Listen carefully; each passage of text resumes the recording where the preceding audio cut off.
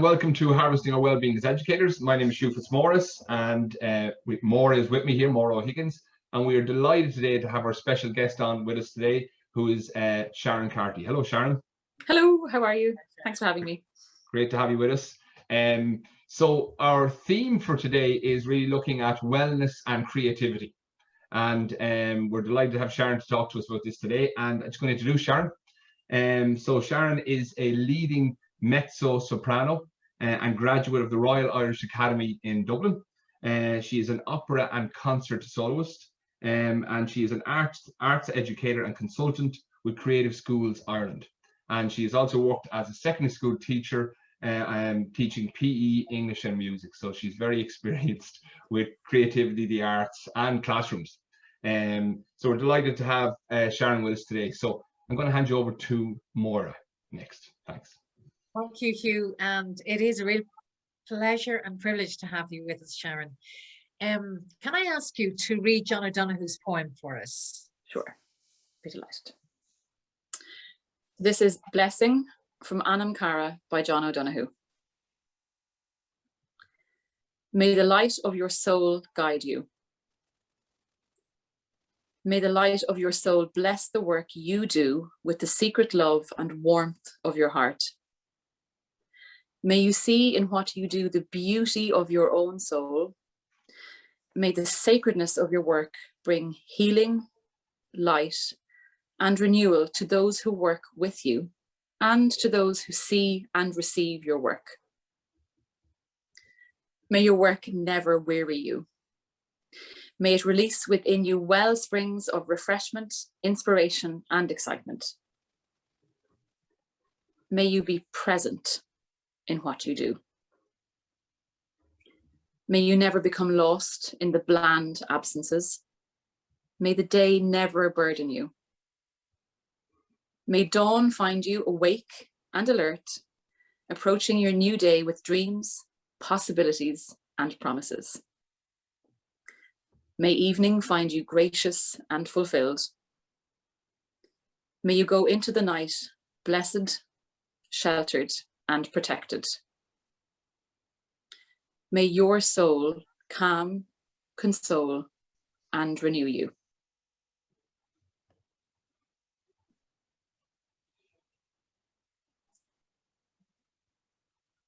Thank you, Sharon. How are you? I'm well. Yeah, it's funny. I think the Irish I'm grand has taken on a whole relative new meaning since the whole pandemic hit. But I'm grand. Yeah, I'm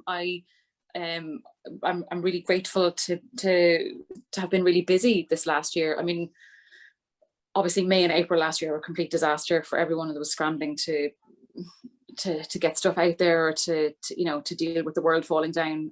So those 2 months were a bit of a non-event, but since then I've been really busy between various concerts that should have been in real life, being kind of transferred to being on video. So I have the advantage of having some nice material going forward as well, that's been done by lovely video and sound teams. And then the Creative Schools work I do has been an absolute godsend. It's just like kind of kept me intellectually engaged, and it's really nice to be able to feel that I can support someone like other people, like teachers who are very much at the front line throughout all of this and keeping schools going. So I've been great, like really.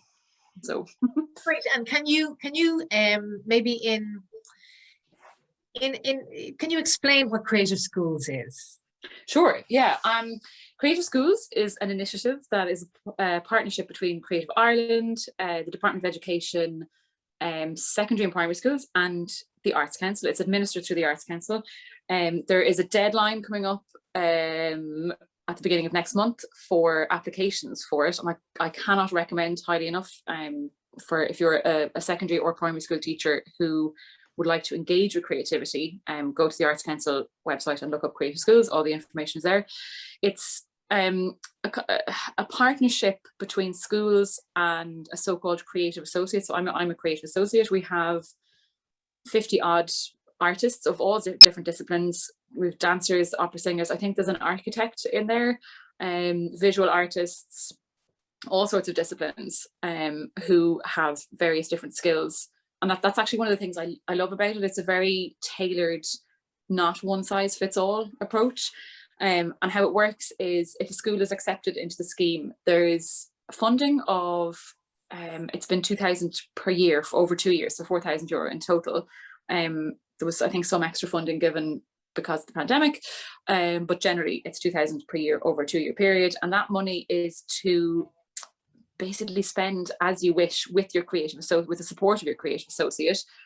The student voice is really important. That's kind of the central tenet of the whole thing, that it's child-led, child-centered, which can be a bit scary, handing over the reins to the kids, but in actual fact, and that was even something that I had to kind of re-educate my brain to there's this kind of question of like, oh, but the kids don't know what they don't know. So that's what I went to college to study for. But actually, we had a lovely kind of induction by the lady who's in charge of Hope na Nog. Her second name escapes me, Anne. She's amazing, and she summed up by basically saying that a child will be, or a young person will be, well able to give their opinion on anything that affects them, and basically everything affects them. They're not the adults of the future. They are children and individuals in their own right now. So it's important to kind of have them in on the conversation, seeing as it's all about them.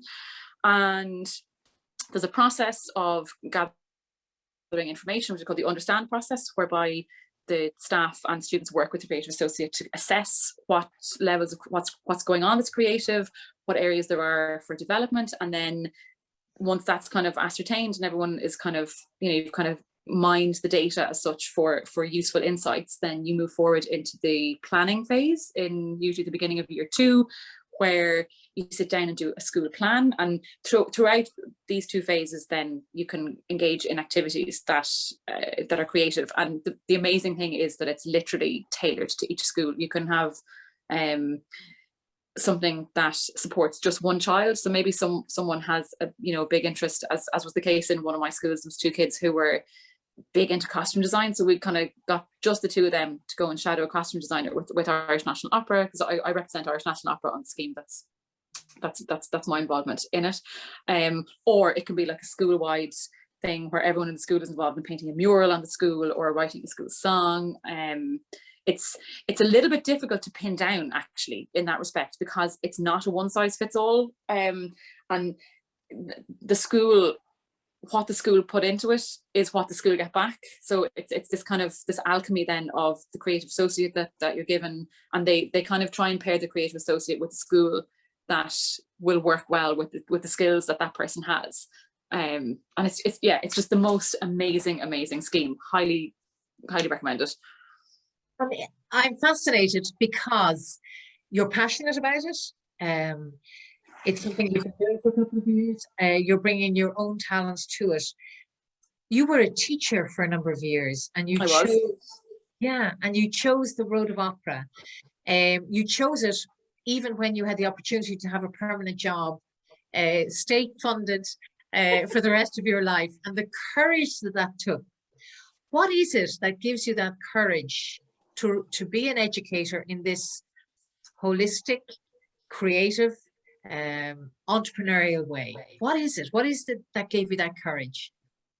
It's funny, I was talking to another group about this, about someone had said that took great courage, to leave a teaching job. I think hindsight is 2020 in that respect.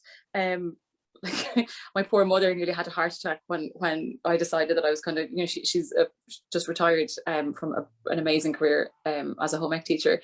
I think, and everyone, well, maybe not everyone, but most people thought I was absolutely insane to leave teaching. And I would have had like a deposit for a house saved up from the SSIA scheme at the time, and the prospect of a permanent job, and all the normal material trappings of kind of starting out in life.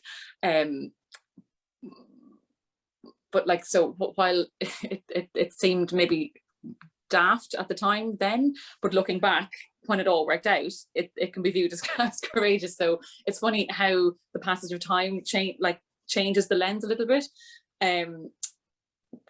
but for me, there was no, for leaving the teaching job, there was no question. There was one kind of really poignant thing that happened. I mean, I taught in the school that I went to myself, and I think that's a testament to the absolutely incredible education that I had in Mount Sackville in Dublin. And I had one of those absolutely inspirational Dead Poets Society-esque music teachers who kind of spotted, you know, me, age 12, 13, who had no interest in singing solo. Like, I played the piano and was quite happy to be in the background. Couldn't understand why she was asking me to sing solos, but you know, that's the beauty of an incredible teacher, that they see what's, you know, the educare is to pull out, and that's at the heart of teaching. It's not just, you know, what a child can do now, it's what potential they have, and that the teacher sees the stepping stones. There's a gorgeous graphic about the importance of small steps, that like there's two people with two ladders, and one ladder has massive gaps between the rungs and the other ladder has like 100 rungs, but you know, it's big, it's a really clear visual representation that like if you do baby steps that you will still progress. But I was sitting in a leaving cert graduation ceremony, and I loved the school. Like, it was a place where I was able to do debating and sing in the choir and be in the orchestra, and like going back there meant that I could, you know, contribute as an educator, as an adult, to all of those things as well. And it was amazing. It fulfilled quite a lot of gaps in my being that needed filling. But I remember sitting in the Leaving Cert graduation and watching these amazing young women going up to get their scrolls and listening to the speech and stuff. And I just sat there thinking, I was really envious of them. And I was kind of sat there kind of trying to analyze that, okay, that's a negative. That's not a nice thing to think about, you know, kind of, I'm in my early 20s and I'm looking at people who are 17, 18 and like envying them because they're at the start of something, and there's all this wide open space and nothing has been defined, and they can go wherever they want and go to college and, you know, go traveling or go to different countries and stuff. And that was a really kind of one of those light bulb moments that I was like, that's not a healthy perspective for a young teacher to have. I should be like absolutely passionate about staying in the school and, like, you know, that seeing the little first years. And I was to a certain extent, but that envy was such a negative thing. I kind of thought, no, this is not where I'm supposed to be. And like, I was also very stubborn as a young person. I mean, I still am. And I was absolutely sports mad when I was a teenager. All I ever wanted to do was play football. And I knew I never wanted to work in an office because I would have been bored to tears, like sitting in front of a computer all day. I knew I didn't want to do that. I think probably my limited awareness of what was possible meant that I viewed teaching PE as being out playing football with kids and like been outside and like not stuck in front of, you know, not doing paperwork.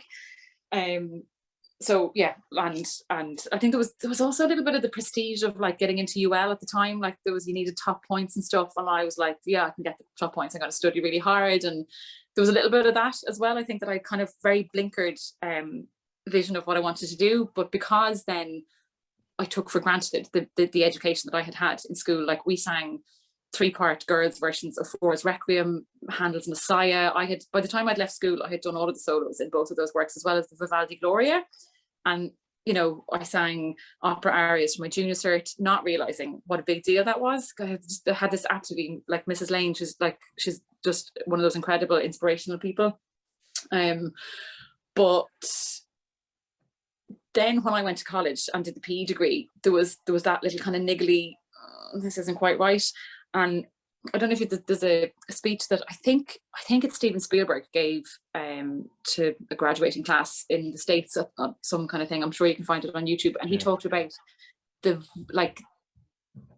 voice that tells you what, you know, I don't know if you want to call it your soul's purpose, or, you know, whatever it is that like you are supposed to be doing, or whatever will fulfill you the most. That it's not something that screams at you. It's a really, really small little voice. And it took me being out of the scenario where I had access to all of these things and having all the kind of the buckets, you know, filled for me as such, that then when I went into the PE teaching and there was no music at all in my life, there was just this massive void. And then I kind of I had a bit of a meltdown in second year. I'll never forget putting my poor mother through it. just like was in tears in the kitchen in the middle of my second year teaching practice, because I was like, I don't think this is for me. I think I've made a mistake. She did the sensible thing and convinced me to finish the degree and, you know, see how you feel. And when I finished the degree, then I went and did a year teaching and performing diploma full-time in the Royal Irish Academy of Music, thinking so naively that after a year of, you know, serious training, that it would become abundantly clear that I was bound for the Met or whatever. You know, the naivete of that, not understanding that it takes like 6-7 years of really, really hard work, you know, to become a singer. So, and then a job opened up in the school, which it was just kind of the next logical thing. And I had the music qualification, so that meant that I could teach PE and English. And I was like, I love science as well. So like I taught junior cert science, and I played the piano for the choirs. I conducted the school orchestra. So I've always been a bit of a jack of all trades, and kind of need kind of the intellectual stimulation, but also need like an outlet for physical like activity. And like singing actually combines both of those things so perfectly. Yeah, like it was one of those really kind of like, if I look back on it, it was cause and effect. There was no other path. Like it took me a long way to get to where I am now, but all of those things, you know, there was a causality in it, if that makes sense. And sorry, Maura, if I just asked a question as well there, Sharon. I can hear very much you had to listen to that voice to follow your bliss, and the love of the passion for what you wish to do. And I know you've performed all over the world as a mezzo soprano, and that would take a lot of looking after yourself in terms of wellness. And I'm thinking teachers in our classrooms, and you sound like a busy person, a stimulated person, there's no doubts about that. And I know in our schools, teachers often, you know, there's a lot of outward energy. So in terms of wellness and looking after yourself and sustaining yourself, what has helped Sharon? That's like, it's an amazing point to make, I think, about teachers. And I think for primary school teachers more so than secondary school teachers, actually, from the limited experience I've had in primary school teaching, we did like teaching practice for that, and I've been lucky enough to have done some workshops before the pandemic hit with some absolutely amazing primary school kids. With primary school, like when you're a teacher, like I would be quite I know it probably doesn't seem it, because like, but I would be quite a self-conscious person. I don't like speaking in front of big groups of people. It makes me nervous. So like if you're teaching, and when I was teaching, I found that like I had to kind of, as well as being on stage, you have to kind of have this other persona that's like protective in some way. And I mean, there's pluses and negatives for that, because that's not as direct a contact for the kids. And I think if I was going back into a classroom now, I would approach my teaching, I would have the confidence, I suppose, as like my own kind of like assertiveness or my own kind of self-confidence will be a little bit higher. But to come back to the question about like how teachers can kind of mind themselves in wellness, like one thing that the pandemic has taught me is that actually having a bit of space and like not being busy is, we all kind of glorify the cult of busy and stuff, and that's great. But it's actually okay to not do stuff. And I found in the last couple of months that when I've been like, okay, I'm not going to do anything today, I don't have the energy for it, then you kind of recharge the batteries, and suddenly a load of other creative ideas come to you when you're not kind of under pressure of like the rational mind is occupied with material day-to-day things. And when that's busy, then your subconscious doesn't have the opportunity to kind of to peep through as such. So like, and I've read articles about this, about how being bored is actually really important for your brain to kind of process stuff. But I think like also like that listening to yourself is a really important skill that maybe all of us need to kind of spend a little bit of time kind of developing. And you know, your relationship with yourself. And I know performers, in terms of dealing with nerves, say for example, that's something that I've been engaging with myself kind of privately the last year. I think all performers over the course of their career deal with performance anxiety and stage fright and kind of debilitating kind of, you know, panic or whatever. I decided this year that I would spend a bit of time working on technical things with my singing, because I had the space and time to do so, which has been brilliant. And also to do a few sessions with a performance psychologist to like look at you know, mechanisms of flight and fight and self chat, and this idea of like having, you know, self 1 and self 2, that the voice in your head that goes, oh, you can't do that, oh, that you're going to fail, or that's going to, oh God, what if they all laugh, or what if that like being kind to yourself and treating yourself as you would someone that you care deeply about is a really difficult thing, actually. Like, we're so critical of ourselves, and I think that skill is really, and that's one I've been trying to engage with myself, just to kind of like listen to what I say to myself in terms of my singing and what's most useful for development professionally, but then also that kind of bleeds into like your personal life. And actually, like, as a general thing, like, I don't know, I'm sure that there's psychoanalysts that could elucidate this a bit better, but learning to sing is such a therapeutic thing that like you have to engage with your body. Like, no other musician uses their body fully as their instrument. And if you criticize, I don't know, like a trombone player or a pianist, that like, oh, your tone isn't as beautiful, or this isn't as whatever, that they take that as an external criticism of their interaction with the physical instrument. Whereas as a singer, if someone tells you that the sound of your voice isn't attractive, there's not always something to be done about that. And that can seem so personal. And so learning to, like, it becomes like your voice physically, but then also metaphorically your voice, and learning to accept that and love it and hone it and work with it, rather than be like, oh, I wish it was something else. It's like, I find it really, really intrinsically connected to self-esteem and self-worth and self-actualization and self-presentation and all of that stuff. So like, I mean, that's a whole other conversation. You know, Yeah, Sharon, so like, learn to listen to yourself. Yeah. I think it's actually connected to the conversation you're having. You said to us earlier that allowing that space where the children, letting go of the control in the classroom and allowing the space where it may become chaotic for the children to find their voice and to find agency. And in mindfulness training, that spaciousness is what brings us from a reactive space to a response space. And really, that's what you're talking about. The educator in the classroom is the instrument, in the same way that you, as an opera singer, your voice is the instrument. You are the instrument. So exactly what you're saying about that spaciousness and putting that distance between the reaction and the response, the fight or flight, that is at the heart of education. And I find it fascinating that an opera singer, if they perform in the afternoon, usually doesn't perform in the evening, because they've put so much out with their instrument. In education, there is no space for the educator to take that break, to take that step back. The system, particularly at second level, is so cruel. It doesn't allow that. So it's really interesting hearing you talk about becoming more and more aware of that spaciousness and that need to step back.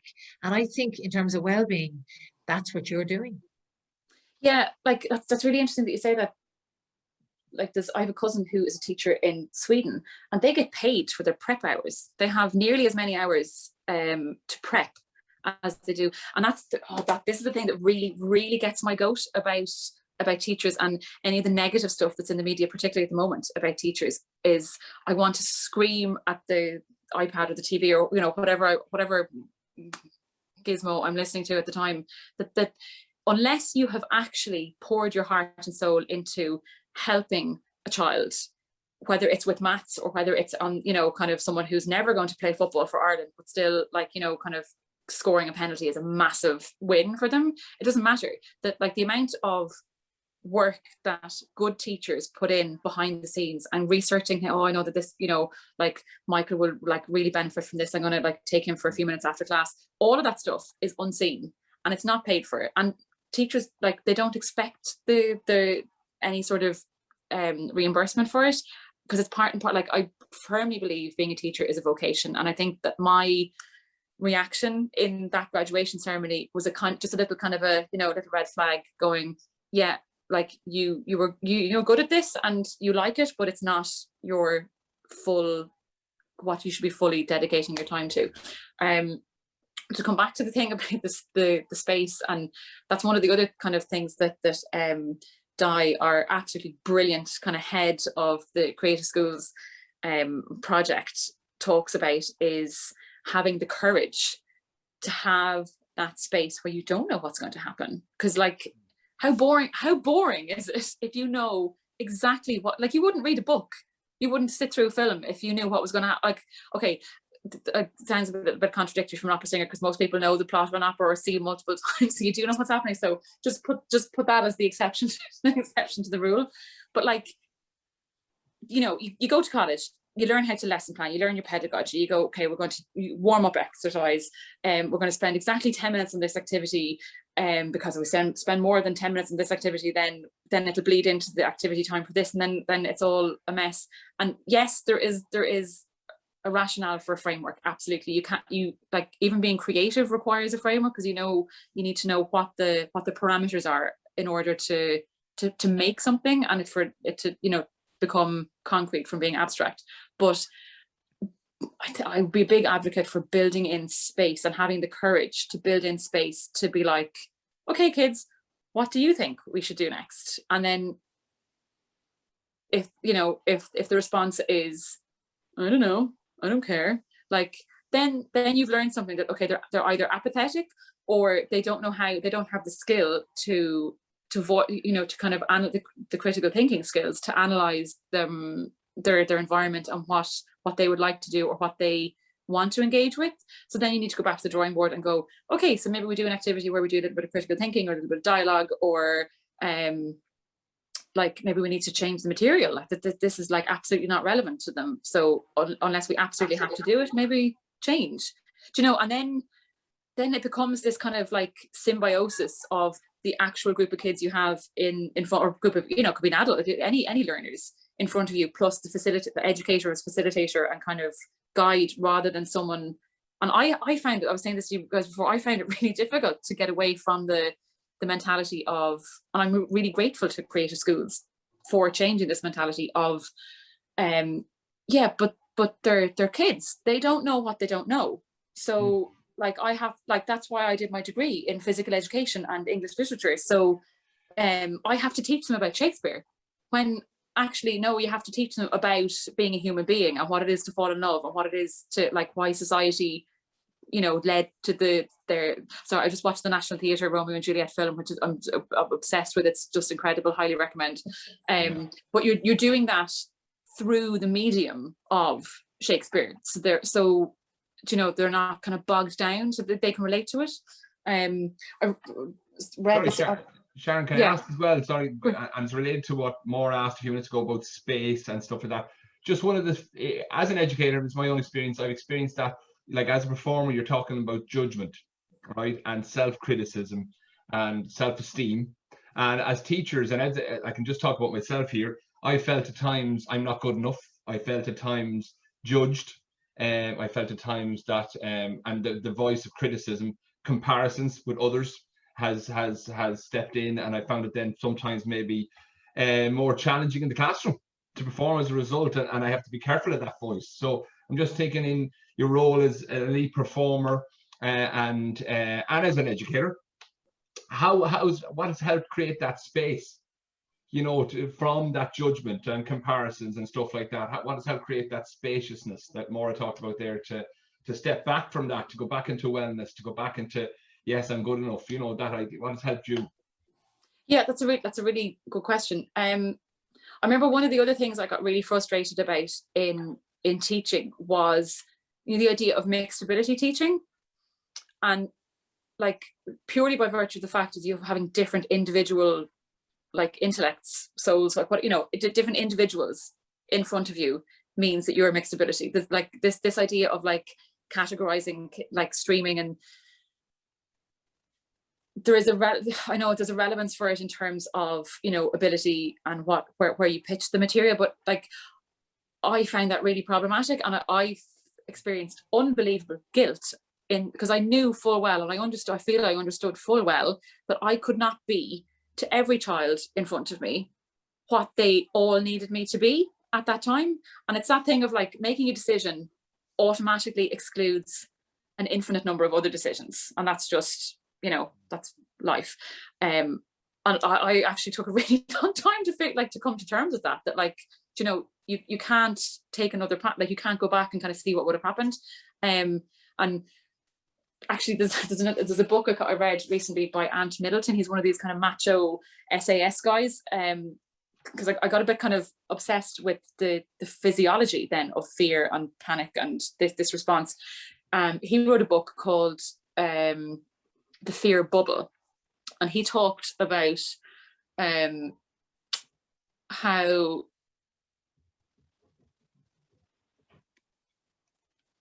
imagining an actual physical bubble of fear, of where so whether that's like beyond the classroom door, or whether that's, you know, crossing the threshold of being on stage, or whether that's him, you know, kicking down a shed door in Afghanistan and going to be met with AK-47s and potentially shot at. But he decided not to be afraid, not to validate the fear response before he actually physically had to, in real time, you know, in space and time, engage with it. And a really interesting thing that I took from this kind of analogy was that when you get to the threshold of that, there's three options. Yes, you go right onwards and deal with it and done and out the other side and basta. Dithering, like, oh God, oh, I know I have to, I don't want to, I don't, that, or retreat and go, no, I'm not engaging with this now, going home. And that either you and this space of feeling guilty and unworthy and, you know, kind of is firmly in the middle ground of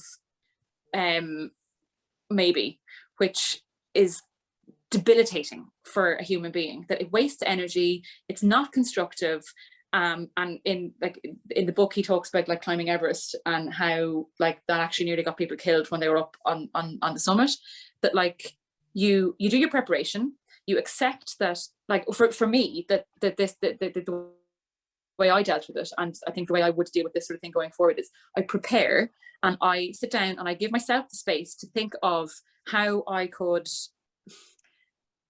like, rather than writing the lesson plan for like one outcome, I used to always have kind of a couple of different ways. Like if Sarah, you know, she usually comes up with off the ball things, like maybe she'll come up with something really interesting. Let's allow for that. If that happens, then that gets, so like, it became a little bit like a kind of a multiple futures. I know this wouldn't work for everyone's kind of brain, but it became like a little bit like a multiple futures thing, that there was a little bit of rearranging that happened, but which requires more planning, obviously requires a bit more thought. And it also requires the courage to be a bit more flexible and not be tied to, I think being tied to a specific outcome is really dangerous. And more, I'm sure you'll agree with this as well from what you were saying before, that like actually the way the like most education systems are set up is really awful for that, because teachers are on such deadlines and like standards and exams and like you know, and you were saying earlier, Hugh, about the maths teacher you know, kind of not wanting to engage in something creative because like they missed 3 chapters of maths, when actually they learned it like kind of osmotically. And it's a really difficult, like teachers are kind of constrained in this straitjacket in the system. And that's another thing which I found came up in conversation massively when I sat down with my new teachers each year with the creative school stuff. I was like, okay, like gripes, problems, what's in the way of creativity? And without fail, the timetable came up as a thing, that like the maths teacher can't get together with the art teacher and like do a lesson on like visual representation of maths in fractal patterns, and how like, you know, the golden medium and Fibonacci and all, like how that kind of interacts, that maths underlies absolutely everything in the music, the physical world, how we understand the world, like currency, business, like it underlies absolutely everything. It's so important. And I think almost every subject, whether it be home ec, grams and times and temperatures and all that kind of stuff, every subject could liaise with maths, but there's no possibility to do that because the timetable has it distinctly set off. So it's like the system gets in the way an awful lot, I think. It does, Sharon. And can I ask you, first of all, can I say that I would have loved to have had you as a teacher? I think I love your growth mindset, your flexibility, and your capacity to learn from what you find out doesn't work, and to shift direction, and your creative engagement. Can I ask you, I find where I work that there's a fear for educators of stillness, and having worked also in the arts and as an actor, that moment, and you'll recognize it as a singer, that moment before you go out on stage is the stillness, and it is the crossing the threshold. And I think that the stillness in the classroom is where the transformation can happen, and where people can flip from a fixed mindset to a growth mindset. For you, what happens in that stillness to your heart, to your gut, and to your head? Amazing question. It's actually, to be honest, it's actually changed a bit in the last year since I've kind of, I think because of starting late, like kind of, I have always felt that I was playing catch up with, like, kind of studying with people who were like kind of 7 to 10 years younger than me, and like really, I think that quite badly affected my self-worth as a singer, self-esteem as a performer, that like, oh, she's just a teacher who's like, who wants to be a singer or whatever, that yeah. And I think that was a big part of the decision actually to leave to Ireland, to go to Vienna, was because I felt my identity here was so tied up with being kind of studious and a teacher and stuff. So being busy and trying to catch up the last kind of 10 years, and I finally now feel that I actually, my head is caught up with, that I feel I deserve to be where I am, and that I know what I'm doing. And ironically, the pandemic has been like I've had a massive silver lining out of it, in that because a lot of things got cancelled, I made the decision, okay, I have the space. I was actually going to take a job as a secondary school teacher for the year. I got offered one, and after a lot of soul searching, I decided not to take it for various reasons, but primarily because of the coming off the career trajectory that I had worked so hard the past 10 or 15 years to get. Previously, heart, head, and soul and brain would have been just, kind of going through the motions of warming up and like, okay, let's get on stage, and oh God, don't mess it up, and oh God, like, nerves, but I don't think I would have had the skill to mindfully be aware of what was going on. But because of the time I've had to kind of sit down and kind of go, okay, and I had been dealing with having some quite debilitating panic attacks actually with regards performance, say about 2 years ago. Whereas like, and it wasn't just a mental thing, like my shoulder like froze up, so that even when I warmed up and like physically went through the motions of like trying to kind of connect the physical instrument, I did all the stuff, but because all of here was just cramped, just like couldn't sing, which just wasn't working. So I was like, okay, that's definitely not the little voice, that this is definitely screaming at me that something needs to be done. So I did some sessions with a performance psychologist, who is absolutely amazing. And she took me through quite a lot of like mindfulness exercises, and we did stuff about this reactive and the monkey brain, and like not, just like sitting with it and acceptance and all that kind of stuff. So now I've kind of learned to, for want of a better way of putting it, to take what it is that I do much more seriously. I think in Ireland we have a bit of a kind of a, Irish, she's a good singer, like, isn't that great? And Irish, you're good at that, and isn't it nice? Like, good. And or like someone's got a football or like whatever, you know, if you're doing anything at an elite level, I'm not sure, I don't know, maybe this is like doing a disservice to your listeners, but I'm not sure that everyone has a full understanding of how much, first of all, technical work that needs to go in the background for any elite performer that uses their body, whether it's a triathlete or a pianist or whatever.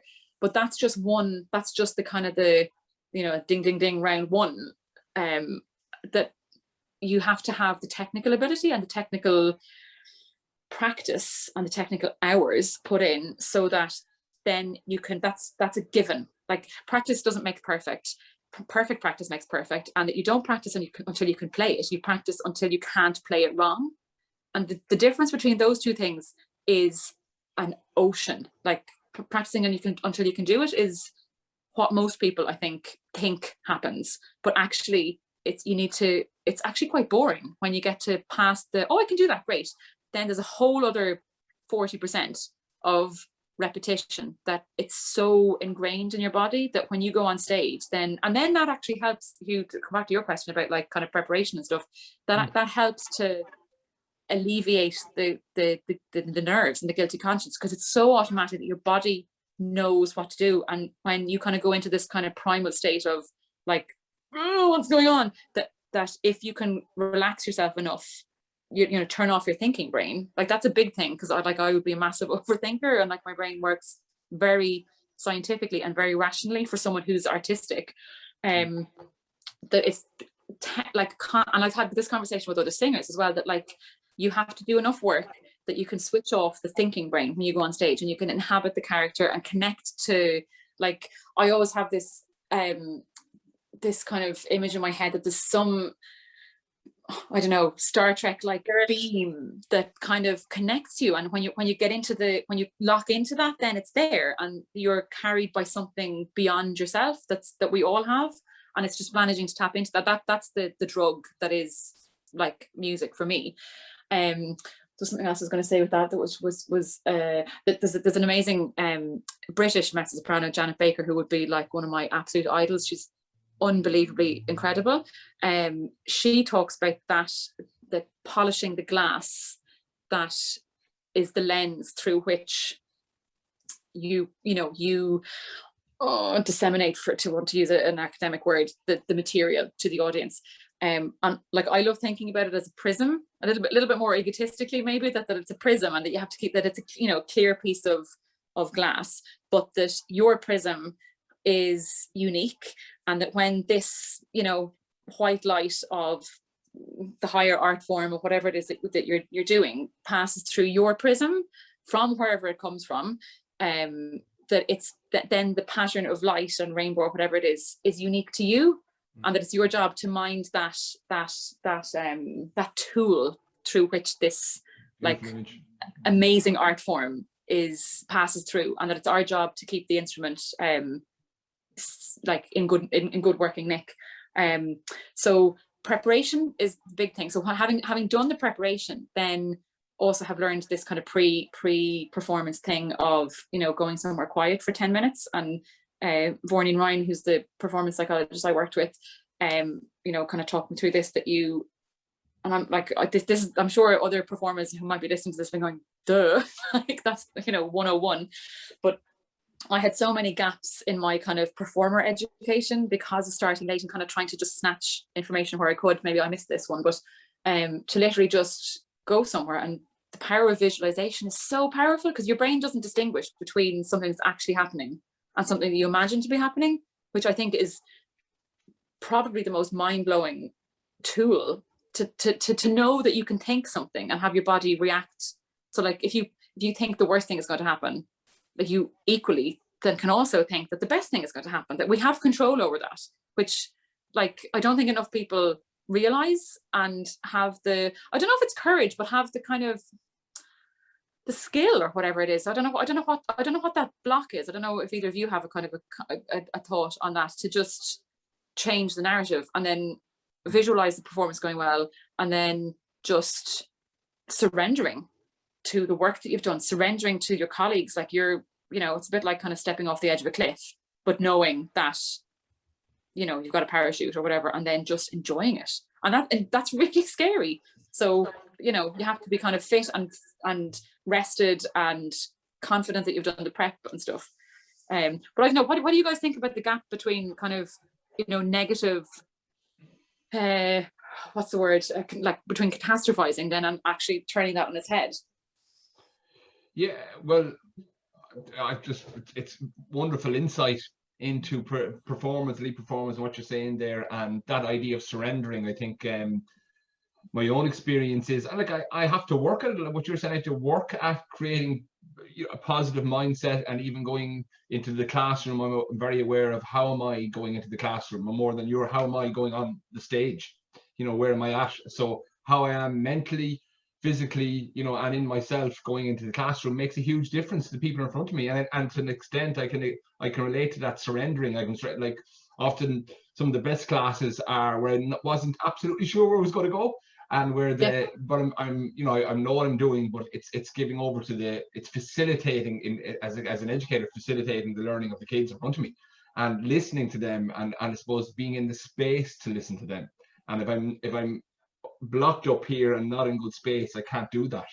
But if I'm open, which takes confidence. Takes confidence yeah, as well. Yeah. And I think a really important thing for young teachers, like, oh God, if I could have told myself starting out that, like, actually making mistakes as a young teacher is a really important part of it. And I hate the whole, like, final teaching practice thing of, like, I don't think enough people marking, you know, kind of TP students have the courage to give them good marks if they've, you know, if something has gone wrong and they've had to rescue it, that automatically, you know, excludes you getting an A automatically. But that's so important, and that you only know that something is going to be okay by experiencing it having gone wrong and been like, okay, nobody died, the world did not come to an end, it wasn't ideal, but like, we also have to accept, I don't know if you follow the School of Life philosophy stuff, like I came across a post yesterday that I bookmarked on Instagram about, like, the sooner we accept that, like, everything in life isn't perfect and that's okay, then the more you can kind of relax and be like, so long as, like, my benchmark to go back to, like, your previous thing about, like, you know, kind of being in a classroom and guilt and judged and all that kind of stuff. If you know you have done your absolute best for where you are right now, there is nothing physically, like, it is not physically possible for you to do more than what your best is right in that moment. And then if that wasn't good enough, or it didn't work or whatever, then you look at it, you look back, and you know, that's where you do your reflection after your lessons or whatever, when you're starting out, and you go, okay, I can learn from that. And the next time that happens, that won't, you know, I'll be better equipped to deal with it. But so long as you gave your best, like, you know. I think, Sharon, what you've described, it's fascinating. What you've described is the process of meditation. Turning up to meditate every day brings us into the present moment, so that when things go wrong, we know we're in the present moment, but the practice is being honed all of the time, so we're okay. And meditation is not about fixing things, but it's about knowing where we're at. How am I? And it goes back to the first question I asked you, which is, how are you? And you've given us the most wonderful journey through your life as a singer and your life as an educator in response to that. And it is the mindful life you're living, and it's a real joy to share that with you. Thanks. It's been really, it's on that point, it's been really interesting. I kind of, like, I miss opera so desperately, because it's like, it's really difficult. There's only kind of a very small number of singers are getting to do opera, and they're really lucky at the moment, and you know, in kind of the bigger theatres where they have funds to test and all that kind of stuff, and they're doing live streams. So I'm like, I'm lucky to get to sing at all at the moment, but like, all of the singing that I'm doing at the moment is song recitals, and they absolutely terrify me, because you don't, like, you're on your own, there's no conductor, there's no external person like directing, it's not like you step onto the escalator of music that's already happening. I mean, to a certain extent you do with the pianist, but there's not an external person that you watch who is guiding a whole team. Like I like being in a team, like this, you know, to go back to the sports thing. I never liked individual sports. I always liked the kind of the bouncing off other people. And in a song recital, you and the pianist are responsible for deciding everything, tempi, like where you lean on something, all that kind of stuff. And it's a really, like, it's also scary because it's a really intimate partnership. Like you have to trust the other person a lot. And then, like, also you don't have a costume, like, you know, you're conscious of your posture, you have to stay quite still. It's like, if you don't like attention in that way, which I don't really like, I like putting on a costume of someone else and, you know, exploring that, which is a big privilege of being an opera singer, is to get to explore other people's journeys through music. But I decided to start looking at song recitals as kind of meditation, and to surrender, like do my work and then have like a 50-minute program where I was terrified, but in a space where I actually am surrounded by, you know, music and text that are like incredible works of art individually, and then you have the alchemy of those two coming together with an amazing pianist musical partner beside you.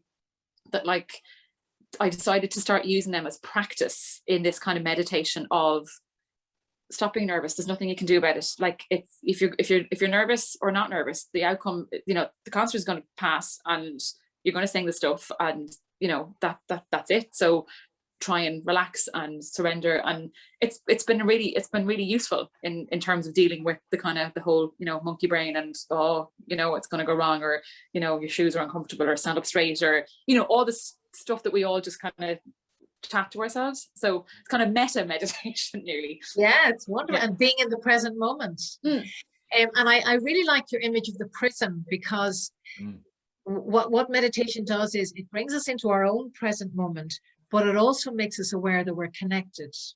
And the prism has so many particles that allow the light to go in whatever direction it's going with its center. So it is you present in your own moment on the stage, but you're also deeply connected in equanimity and equality in every way to the people that make up the auditorium, the orchestra, the stage, the performers, the crew, and yourself. So it's a beautiful image. Can you read for us again the John O'Donoghue poem? Love to. Yeah. Be interesting to see now if there's any kind of difference in the way I weight the words. Yeah, can I suggest, Sharon, that maybe the three of us just take a moment's stillness, and out of that stillness, let's hear the poem. Thank you.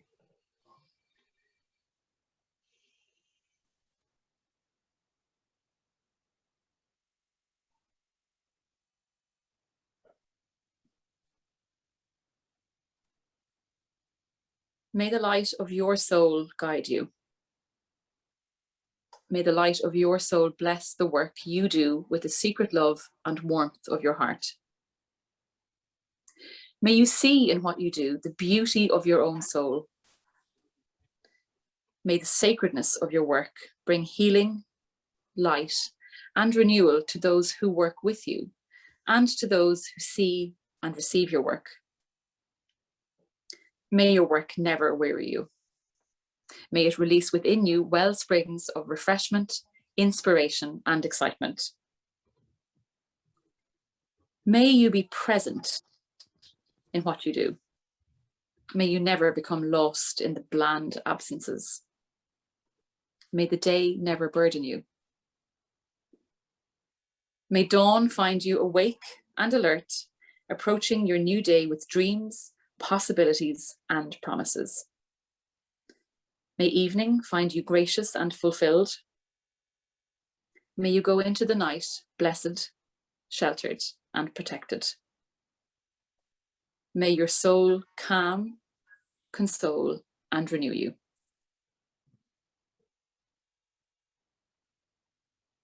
That was just beautiful. Beautiful. It was different that time, wasn't it? It was different that time. Yeah. Funny, yeah. Like, I wouldn't be used to kind of reading poems like that. It's funny, like it's not so, like it's something I should do more for the song, you know, for song texts and stuff. Yeah, interesting. Thank you for that. Thank you. Well, Sharon, thank you. You could just take him from the words of John O'Donoghue. the sacredness and beauty and well springs of refreshment. That's how I feel after our conversation. And oh, likewise, I feel like I want to have 10 more conversations now. That's wonderful. We will. Thank We will you. in the future.